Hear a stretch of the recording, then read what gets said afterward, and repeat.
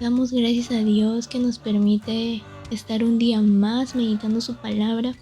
El día de hoy vamos a meditar juntos en 1 Samuel capítulo 22. Te animo a que traigas tu Biblia, a que separes este tiempo y dispongas tu corazón para poder escuchar juntos lo que el Señor quiere enseñarnos.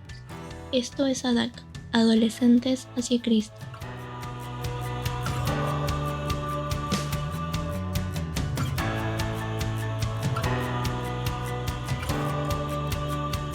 El día de hoy vamos a ver cómo David sigue huyendo de Saúl. Recordemos que en el capítulo anterior vimos cómo David miente por miedo a que Saúl se entere dónde estaba y engaña a un sacerdote. Ahora vamos a ver que empieza a llegar a una cueva y se esconde, y dice que poco tiempo después sus hermanos y sus parientes se unen a él, y luego comenzaron a llegar otros hombres que tenían problemas y que estaban endeudados o que simplemente estaban descontentos y se unen a David. Y menciona que en total eran como 400 hombres que estaban ahí con David. David decide dirigirse a Mizpa de Moab y le pide al rey que por favor deje que su padre y su madre vivan con él hasta que sepan qué es lo que Dios tenía para él. Y los padres de David se quedaron en Moab con el rey durante todo el tiempo que David vivió en la fortaleza. Recordemos que David era descendiente de Ruth y por eso se va a Moab, porque sabía que en ese pueblo lo iban a recibir. Y bueno, se menciona que un día el profeta Gad le dice a David: deja la fortaleza y vuelve a la tierra de Judá. David, al escuchar esto, decide regresar, y las noticias de que David estaba llegando a Judá alcanzaron pronto a Saúl. Saúl se entera y dice que en ese momento que estaba sentado se levanta con una lanza en su mano y rodeado de oficiales y les da órdenes y les grita y les dice: escúchenme, hombres de Benjamín. ¿Acaso ese hijo de Isaí les ha prometido a cada uno de ustedes campos y viñedos? ¿Les ha prometido a todos ustedes hacerles generales o capitanes de su ejército? Por eso han conspirado contra mí. Ninguno de ustedes me avisó cuando mi propio hijo hizo un pacto solemne con ese hijo de Isaí. Ni siquiera sienten lástima de mí. Imagínense, mi propio hijo incita al hijo de Isaí para que me mate, tal como está tratando de hacer hoy mismo.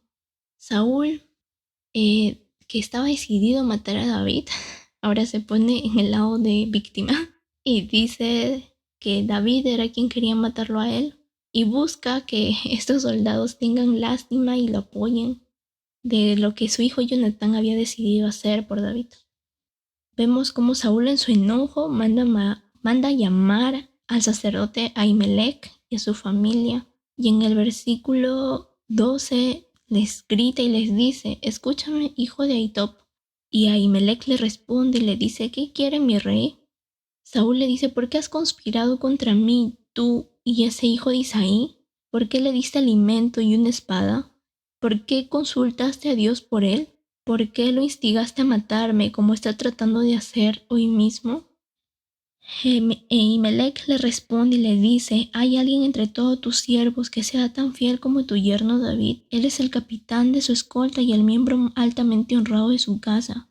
Y le dice, ¿no?, que no era la primera vez que él había consultado con Dios acerca de David.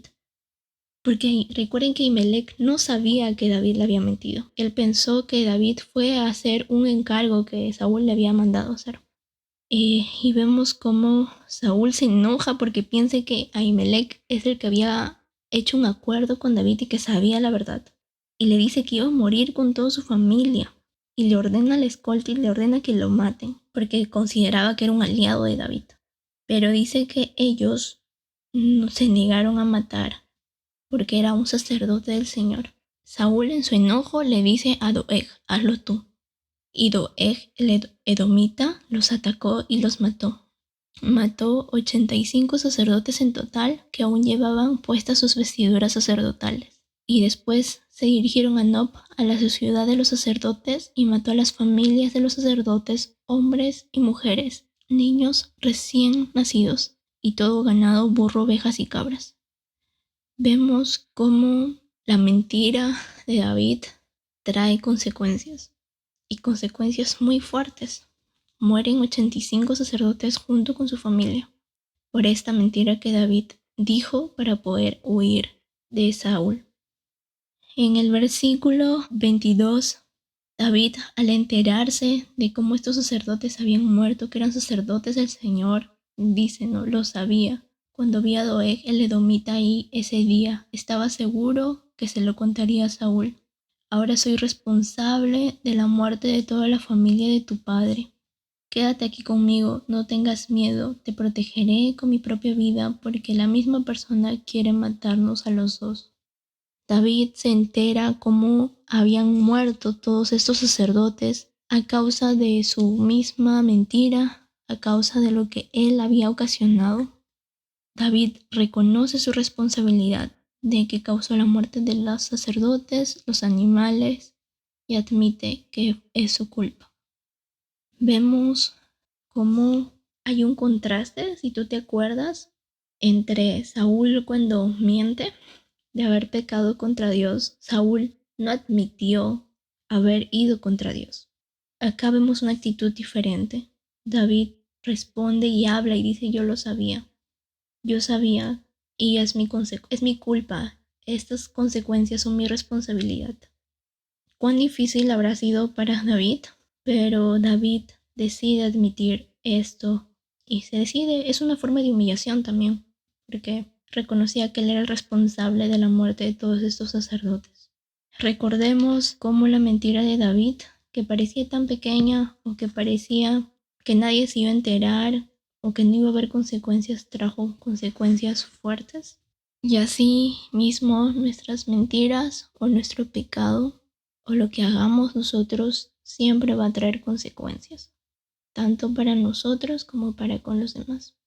Y es necesario que nosotros aprendamos a admitir que somos responsables de nuestro propio pecado.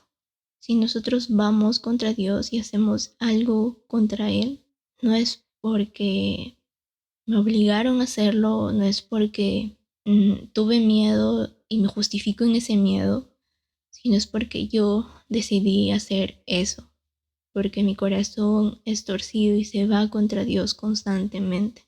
Y es necesario admitir eso, es necesario arrepentirnos del pecado que cometemos cada día de nuestra vida. Cada día de nuestra vida podemos mentir, podemos pensar mal, envidiarle a alguien, podemos copiar en un examen, podemos ver cosas indebidas, escuchar cosas indebidas, y es necesario que nos arrepintamos y no nos justifiquemos. No nos justifiquemos y no lo tomemos a la ligera. Que hablemos como David habló y dijo: es mi responsabilidad. La muerte de estos sacerdotes es mi responsabilidad. Pidamos al Señor que nos ayude a hablar, que nos ayude a arrepentirnos. Y recordemos su promesa que si confesamos nuestros pecados, Él es fiel y justo para perdonarnos y limpiarnos de toda maldad. Él nos promete que nos puede limpiar por la obra que Jesús hizo en la cruz, y debemos aferrarnos a eso y creerle. Te animo a que si has hecho algo contra Dios el día de hoy o estos días y no te has arrepentido, que puedas hablarlo y arrepentirte. Si bien es cierto, Dios sabe lo que tú has hecho cuando nadie te vio, es necesario que tú confieses con tu boca tus pecados y le pidas perdón por estos. Te animo a que me acompañes en esta oración. Señor, Padre, te damos gracias porque nos permites ver el ejemplo de David, ver cómo David asumió su responsabilidad y habló y dijo, Señor, que él era el culpable de la muerte de estos sacerdotes. Ayúdanos, Señor, a nosotros a hablar cuando pecamos contra ti, cuando hacemos algo en contra de ti, Señor, a reconocer que es nuestra culpa, a reconocer que te necesitamos y a recordar, Señor, de que tú nos limpias.